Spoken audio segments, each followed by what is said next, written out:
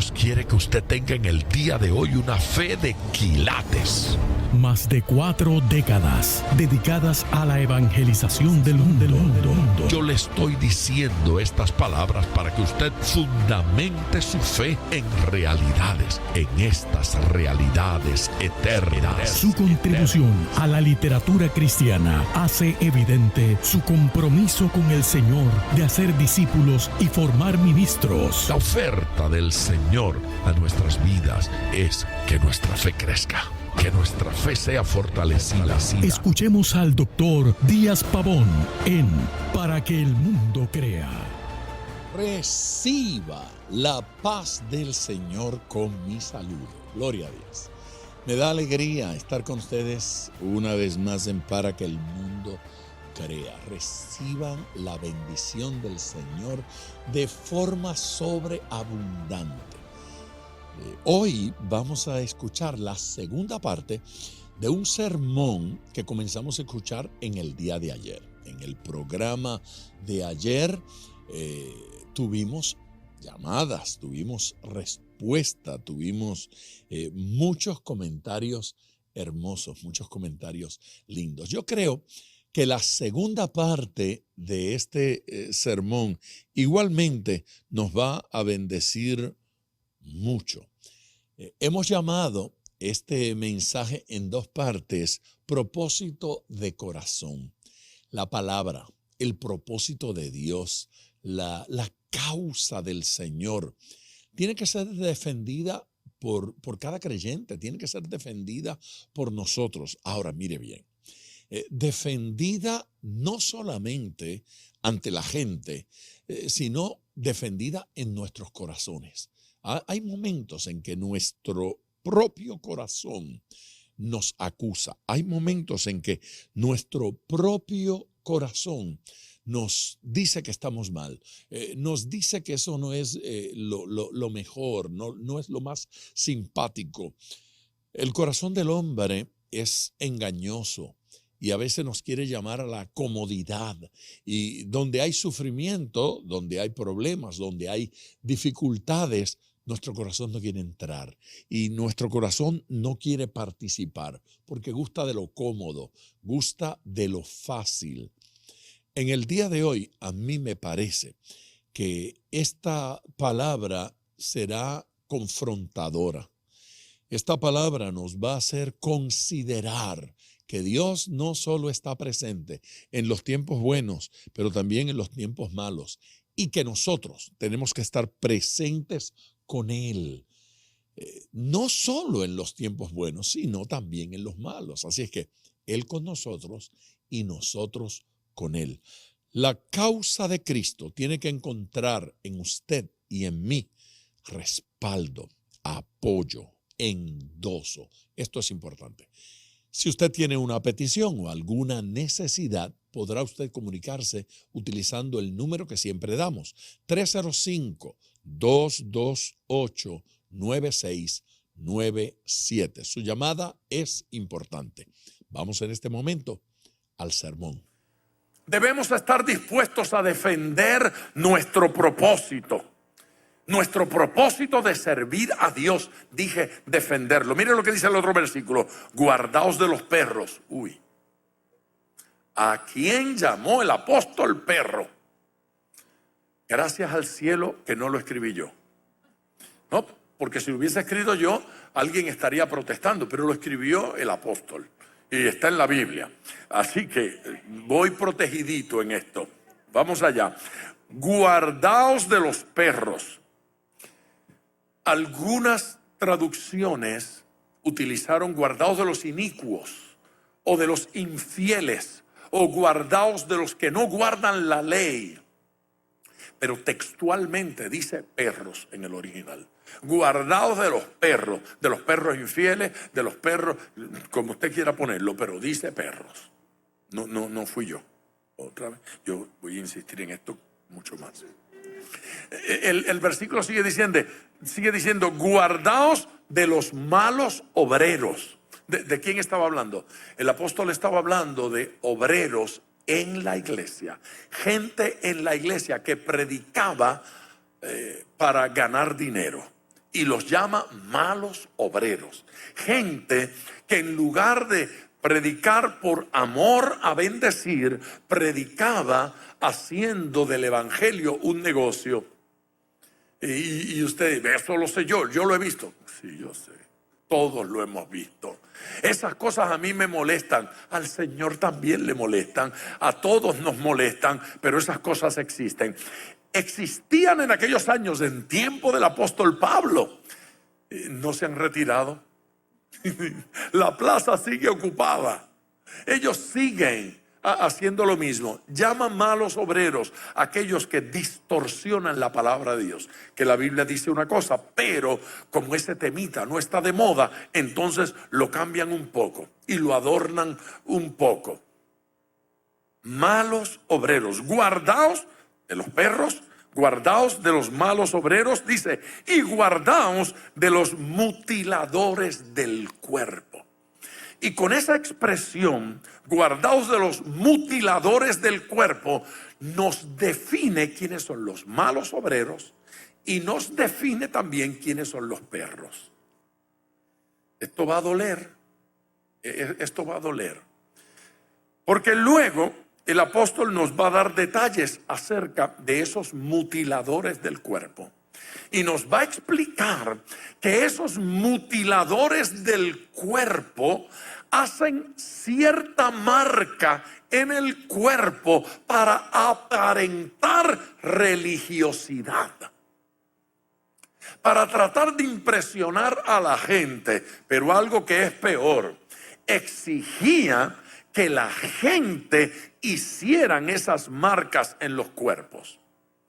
Es necesario leer el próximo versículo porque ya la ansiedad se refleja en los rostros. El próximo versículo dice, porque nosotros somos la circuncisión, los que en espíritu servimos a Dios y nos gloriamos en Cristo Jesús, no teniendo confianza en la carne. A ver, explico esto. Él dice ahora, aquellos mutiladores del cuerpo no son la verdadera circuncisión. Nosotros somos la verdadera circuncisión. Observe que la palabra que utiliza en el versículo 2 no es la misma del versículo 3. En el versículo 2, la palabra que utiliza implica un corte total. Es decir, le dijo, estos son del machetazo. Sí, eso es lo que dice. No son de la circuncisión. La circuncisión es un corte circular hasta desprender el prepucio y que el niño quedaba marcado como judío para el resto de su vida. Esa era la marca que llevaba en el cuerpo de que amaba y le era fiel a Dios. La circuncisión. Pablo está diciendo, esos perros, malos obreros, predican la circuncisión como la evidencia de que somos de Dios, pero esa no es la evidencia de que somos de Dios. Él dice que la verdadera evidencia, él dice, los que en espíritu servimos a Dios y nos gloriamos en Cristo Jesús, no teniendo confianza en la carne. Sin importarnos, dice, la evidencia física de la circuncisión, porque la verdadera circuncisión es la del corazón. Hay que arrancar la maldad del corazón, así se sabe quién es de Dios. Hay alguien aquí que le da gloria al Señor. Pastor, explíqueme ese enredo. Aquí va nuevamente. Aquí va. Los judíos creían que porque eran descendientes de Abraham, ellos eran salvos. Que porque tenían la circuncisión física, ya estaban marcados por Dios. El apóstol Pablo creyó esas cosas hasta que se convirtió a Jesucristo. Una vez fue salvo, comenzó a enseñar que la circuncisión física no salva a nadie, que ser hijo de Abraham no salva a nadie, que Dios podría sacarle hijos a Abraham de una piedra, que los verdaderos los hijos de Abraham son los que por la fe le sirven a Dios con todo el corazón. Dele gloria al Señor. El apóstol Pablo está incómodo con esa gente. ¿Por qué? No es porque ellos se circuncidaron. Está incómodo con ellos. No es porque practican la religión. No, está incómodo con ellos porque esa gente iba a la iglesia y le decía a los cristianos: para ser salvos tienen que circuncidarse. Quien no se circuncida no es salvo. Si usted no está circuncidado, usted no es un hijo de Dios. Y Pablo estaba molesto porque Pablo sabía que para ser hijo de Dios no tenía que tener cierta religión o cierta práctica religiosa, sino un corazón devoto y entregado incondicionalmente a su Señor. Amén. Amén. El apóstol Pablo truena contra esta gente porque están engañando a los cristianos, están engañando al pueblo de Dios. Los llama perros, malos obreros. Amén. Desviados de la verdad. Porque nosotros somos la circuncisión, los que en espíritu servimos a Dios y nos gloriamos en Cristo Jesús, no teniendo confianza en la carne. Eso de no teniendo confianza en la carne significa no confiamos para nuestra salvación en cosas de apariencia, en cosas externas, sino en una realidad interna. Pastor, pero eso era para aquella época y tiene que ver con la religión judía, no con nosotros. Es verdad, tiene usted razón. Solo que en el día de hoy todavía existen religiones que le van a enseñar a la gente: hay que guardar cierto día para ser salvo. Hay que tener culto en sábado para ser salvo. Hay que tener culto en domingo para ser salvo. Todavía hay gente que va a predicar: hay que llevar el cabello de cierta forma para ser salvo, o hay que llevar cierto tipo de ropa para ser salvo, y los que utilizan otro tipo de ropa no son salvos. Yo debo decir en el día de hoy que sin duda alguna hay importancia en la ropa, pero no de salvación. Sí, yo creo que hay ropa que agrada a Dios y hay formas de vestir que desagradan al Señor. Yo creo que hay conductas que desagradan. Yo creo que hay cosas que tendríamos que corregir. Pero decirle a la gente que el que lleva determinada prenda de vestir o el que lleva el cabello de cierta manera, la tal persona está perdida, para mí eso es ir más allá de lo debido. En la ciudad de Nueva York, yo ni sé si debo contar esto, pero aquí va la bomba. Yo estaba en la ciudad de Nueva York predicando. Yo debía predicar esa noche en un enorme templo, una sinagoga gigantesca que los cristianos compraron y ahora tienen allí cultos y campañas. Me invitaron. Y ahí estaba una mujer que se acercó para decirme que quería ella dar su testimonio. Y yo supuse que algo bueno le había ocurrido en el culto y que al otro día ella quería testificar, porque estaba yo predicando varios días. Le dije: ¿qué le hizo Dios a usted? Y sacó el brazo, le faltaba la mano, y me enseñó el antebrazo, lo que le quedaba. Y le digo: a ver, explíqueme. Ya yo andaba entusiasmado porque yo digo, seguramente no tenía antebrazo y Dios le creó el antebrazo y le va a crear el resto de la mano ahora pronto. Bueno, yo no sabía qué había pasado. Ella me enseñó y me dijo: mire, con esa mano le corté las puntas del cabello a mi hija. A ver, ahora sí esto se puso más confuso. Porque ella dijo con esta mano y no tenía mano. Me dijo: mi hija tenía horquetillas en el cabello. Yo no sabía lo que era horquetilla, pero ya me enteré. Horquetilla. Tenía el cabello así abierto en dos puntas. Y lo tenía reseco. Y me pidió que le cortara las puntas. Y yo se lo corté. Y al otro día, en un accidente, perdí la mano. ¿Okay? Todavía no entiendo bien el testimonio. Abunde. Me dijo, bueno, no. Dios le mostró a mi pastor que me había cortado la mano para que nunca más volviera a arreglarle el cabello hacia mi hija, porque eso es pecado. Yo quedé mudo y le dije, óigame, fíjese, eso debe ser una experiencia muy suya con Dios, porque yo del lado de acá no registra bien, yo no entiendo lo que pasó allí y yo no quiero que usted testifique eso aquí en la campaña.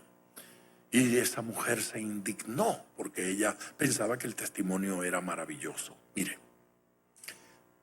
yo sé que algunos hermanos interpretan el pasaje que dice que tiene que llevar melena o que se deje crecer el cabello como que nunca el cabello debe ser cortado. Nunca. Y está bien para mí eso. Está muy bien. Si alguien entiende que jamás debe cortar el cabello de ninguna forma, ni espuntarlo, ni darle forma, debe llevarlo así. Eso es lo que usted entiende que dice el pasaje, llévelo así. Está bien conmigo. Entonces hay gente que entiende que lo debe tener largo, pero no tiene que ser tan largo. Y entonces lo cortan un poco. Y otros que lo hacen de otra manera. Pero yo no tengo ningún problema con ninguna de esas. Mi gran interrogante es, si alguien puede pensar que en su relación con Dios, el cabello llega a ser una cosa tan importante como para cortarle el brazo a esta señora porque le tocó las puntas del cabello a su hija. Y quedo sin entendimiento cuando escucho esas cosas. Quedo sin entendimiento porque me parece que la gente otra vez se va a los extremos, a pensar que la verdadera religión, que el verdadero cristianismo tiene tanto que ver con lo externo. Yo no tengo dudas de que Dios opina, dice, sugiere, exige o demanda de nosotros ciertas conductas. Pero no veo al Dios de la Biblia con esas trivialidades. Yo no veo al Dios de la Biblia haciendo cosas de esa naturaleza por asuntos que son de secundaria importancia. Cuando el apóstol Pablo trata el tema de comidas y trata el tema de días, dice, unos juzgan distintos los días, otros iguales todos los días. Unos hacen diferencia entre el uno y lo otro y otros no. Entonces él dice, cada quien esté convencido en su propia mente. Tenga la convicción de que Dios lo quiere así. Estábamos trabajando en la universidad, Estrellita y yo. Y una joven me pidió consejo en cuanto a la ropa. Algunos hermanos le decían, si te pones esta ropa estás en pecado. Y otros le decían, no, todo lo contrario, esa ropa te queda muy bien y Dios quiere que la uses. Y ella no sabía qué hacer. Y vino a mí para pedirme la opinión. Hermano, quisiera que me orientara con respecto a cómo vestir. Y yo me disponía a darle mi opinión. Pero cuando iba a abrir mi boca, ella dijo, porque yo oré ayer y le dije al Señor que iba a venir a hablar con usted. Y que lo que usted me dijera, yo lo iba a tomar como palabra de Dios. Y yo me aterré. Y yo dije, ay no. Le dije, mire, joven, si usted no me hubiese dicho eso que acaba de decir, yo le hubiese dado mi opinión. Pero ahora que usted dijo eso, yo no hablo. Yo guardo silencio hasta que yo tenga una palabra de Dios que compartir con usted. Porque ni jugando yo voy a hacer de mi criterio personal un criterio religioso. ni jugando. Así que le dije, ahora no puedo hablar. Ahora va a tener que aguantarse hasta que yo tenga una palabra de Dios. Y esa palabra no se hizo esperar. El Señor me habló en sueños y yo le puse una señal al Señor muy difícil de cumplir. Y se cumplió al pie de la letra. Así es que cuando la vi, le compartí lo que soñé. Yo soñé que ella estaba frente al armario donde tenía su ropa, escogiendo qué ponerse. Y movía las cosas de un lado al otro, preguntando si se debía poner este tipo de ropa o este otro tipo de ropa. En el sueño yo la veía y oí la voz de Dios que me dijo, dile que se vista para mí. Dile que yo soy el caballero que la acompaña a todas partes. Que se vista como que va tomada de mi brazo. Así es que la llamé y le dije, tengo una palabra para usted. Esto es lo que me dijo el Señor que le dijera. Curioso, yo no le dije que botara cierta ropa. Yo no le dije que la quitara de allí. Yo no le dije que no. Pero nunca la volví a ver con cierta ropa que ella usaba antes. No le tuvimos que decir, eso es pecado. Pero cuando ella descubrió que ella iba por la calle tomada del brazo del Señor, siempre decidió vestir para Jesús. ¿Puede usted darle gloria a Dios? Diga otra vez conmigo, gloria a Dios. Nosotros tenemos la necesidad de definir prioridades. Hay que definir prioridades. Si no definimos prioridades, tenemos problemas en nuestra conducta. ¿Cuál es el fin? ¿Cuál es el propósito principal? ¿Cuál es nuestro último fin en la vida? ¿Para qué existimos? Efesios 1, versículo 12 dice, a fin o con el fin, con el propósito de que seamos para alabanza de su gloria. A ver, otra vez. El fin ulterior en nuestras vidas, según Pablo en Efesios 1:12, es que seamos para alabanza de su gloria. Es vivir para adorar. Aleluya. Vivir para glorificar. Vivir para honrar al Señor. Alabanza no es cosa superficial. Adoración no es cosa superficial, es cosa importante para Dios. Nos creó para eso, para alabanza de su gloria. Aleluya. Por eso, cuando alguien que canta en el coro, yo observo que el día que no canta, llega tarde al culto, yo no quiero que cante más. Yo no quiero que cante más. A ver, ¿cómo es la historia? Usted solo quiere cantarle al Señor si tiene micrófono. Sí, cuando alguien toca cualquier instrumento, la guitarra, la batería, el piano, lo que sea que toque, el instrumento que sea, cuando no le toca tocar.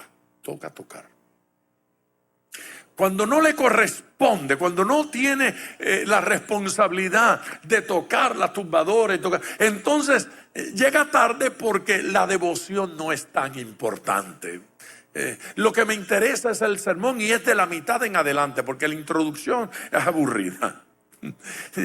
Cuando yo veo eso, yo sé que esa persona no debe tocar más, porque no le está tocando al Señor. Vino porque le gusta el instrumento. O sea, soy un apasionado del bajo, soy un apasionado del piano, y si me dejan tocar, estoy allí. Si no, me voy a otra iglesia. Cuando usted descubre eso, usted descubrió que no es adorador, no es adoradora. Amén. Amén. Porque el adorador adora con instrumento y sin instrumento. Descubrió que él fue creado para adorar al Señor, para glorificar a Dios. ¿Cuál es el propósito de nuestra vida? El propósito de nuestra vida tiene que ser imitar al Señor. Imitar a Jesucristo. ¿De dónde yo saqué eso? Primera carta de Pedro, capítulo 2, versículo 21. Pues para esto fuisteis llamados. ¿Cuántos han sido llamados? Todos han sido llamados. Pues para esto fuisteis llamados, porque también Cristo padeció por nosotros, dejándonos ejemplo para que sigáis sus pisadas. Él nos dejó ejemplo, ¿para qué? Para que sigamos sus pisadas. ¿Cuál es el propósito de nuestra vida? El propósito de nuestra vida es imitar a Jesús. ¿Qué es realizarse como ser humano? Realizarse como ser humano no es ser el macho del barrio, el guapo del barrio, la linda del grupo. Es imitar a Jesús, es que nos parezcamos a Él. Si logramos hablar como Él, tratar como Él, relacionarnos con gente como Él, entonces se está cumpliendo el propósito de Dios en nuestras vidas. Ahora, es importante ver que ese versículo no está hablando de milagros. Ve, cuando dice allí, seguir sus pisadas, no está hablando de hacer milagros, ni de echar fuera demonios. Todo eso está muy bien, y en eso también tenemos que seguir a Cristo. Pero ese versículo está hablando de sufrimientos. Claro, la iglesia moderna no tiene una teología del sufrimiento, y cuando dije eso, nadie dijo amén. Lo entiendo. Le huimos al sufrimiento y a mí no me interesa que suframos. Pero allí dice que Jesucristo nos dio ejemplo de sufrimiento. Él sufrió por nosotros y debemos seguir sus pisadas porque tenemos que sufrir. Pastor, ¿qué disparate es ese del sufrimiento? Óigame, que la vida es sufrida. Que nadie crece sin que le duela. Crecer físicamente al niño le duele. Desarrollarse se cae, se rompe, se fractura, se raspan. Duele. La adolescencia, por eso es adolescencia, porque adolece de sentido común. La adolescencia es terrible, la adolescencia es difícil. No soy adulto, no soy niño, estoy desubicado, me exigen como adulto, pero no tengo el derecho ni la autoridad. Es difícil, la vida es difícil. Criar hijos es difícil. Le duele a los padres, duele criar, duele educar, es sacrificio, hay que invertir no solo dinero, tiempo, esfuerzo, dedicación, duele. Y algunos son mal agradecidos y hacen cosas impropias. Duele. Crecer duele, pastorear duele, discipular gente duele, es difícil.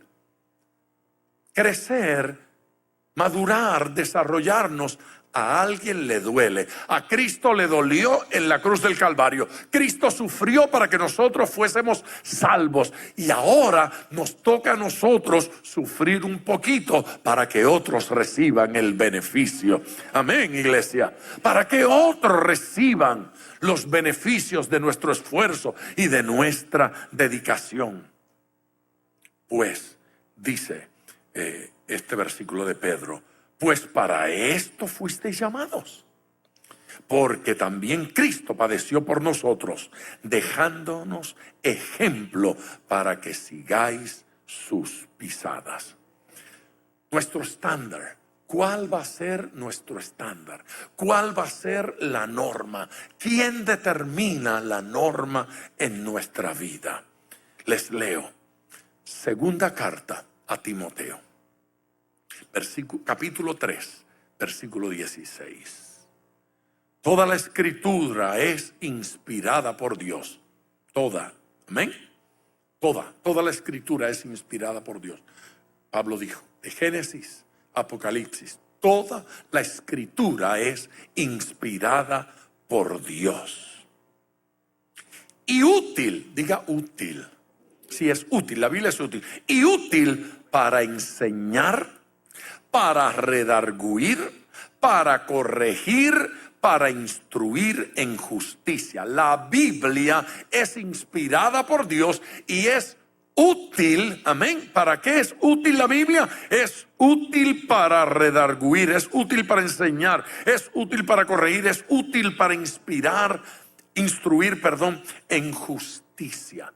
La palabra de Dios es útil. Por lo tanto, debemos utilizarla. Es necesario que utilicemos la Biblia, que utilicemos la Escritura, porque ella es la regla, ella es la norma. Amén, iglesia. Ahora no ha terminado el pasaje allí, sigue diciendo, a fin de que el hombre de Dios sea perfecto. ¿Cómo nos quiere Dios? Perfectos, enteramente preparados para toda buena obra. Aleluya.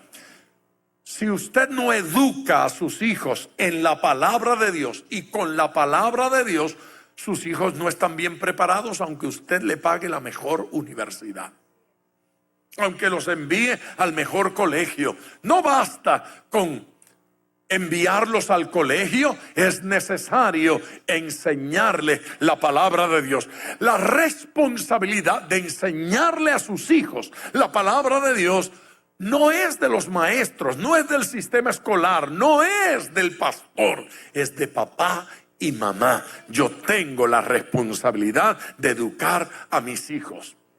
La norma, la regla, el estándar no lo establece la sociedad, no lo establece la cultura, no lo establece el sistema de gobierno, lo establece la palabra de Dios.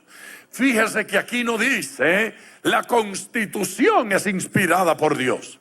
Allí no dice el Código Penal es inspirado por Dios. Allí dice las Escrituras son inspiradas por Dios.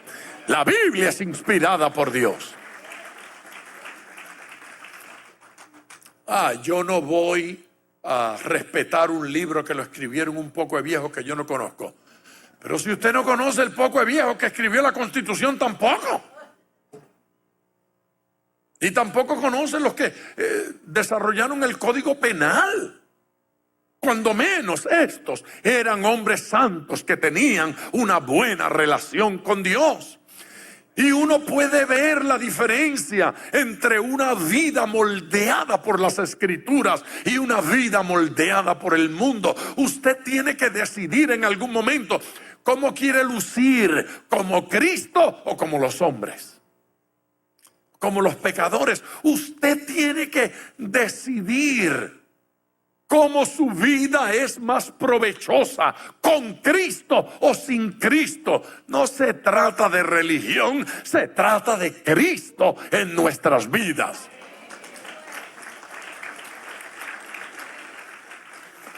Que alguien me diga qué de Cristo no le gusta, qué de Cristo es malo, qué de Cristo es negativo. Yo opino que la iglesia sí, yo sé lo que opinan de otros cristianos, pero de Cristo, de Jesús, seamos como Jesús, parezcámonos a Jesús, caminemos como Jesús, vamos a ver la gloria de Dios. De regreso con ustedes ya en tiempo de oración. Debemos orar por todas esas peticiones. Sepa usted que cuando usted llama, toman nota de su llamada y la colocan sobre mi escritorio. Yo puedo orar por cada petición. Además de eso, hay un grupo que viene a tempranas horas de la mañana para orar, para interceder, y le oran, interceden por cada una de esas peticiones que van llegando. Si usted no ha llamado todavía, es tiempo de llamar en este instante. Marque este número, 305-228-9697. Yo quiero ser su compañero de oración.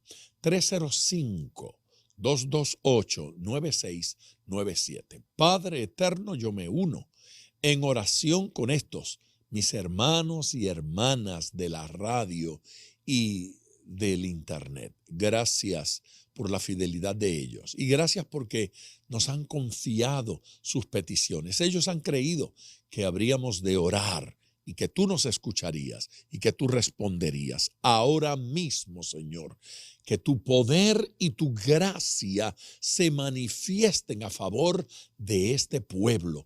Que tu bendición, Señor, se manifieste de forma poderosa. Que haya respuesta, Señor. Dios eterno, sana a los enfermos. Restaura espiritualmente los corazones y las conciencias y acércalos a ti. Concédeles contigo experiencias nuevas. En el nombre de Jesús. Amén. Gracias, gente. Bendiciones y mañana estaré con ustedes en otro programa como este, para que el mundo crea. Gracias por sintonizar Para que el mundo crea con el Dr. Díaz Pavón. Nuestro ministerio desea brindarle acceso a este programa descargando gratuitamente la aplicación DPM Radio. Para oración, comuníquenos su necesidad llamando al 305-228-9697. 305-228-9697 o en las redes Facebook e Instagram bajo Díaz Pavón Ministries.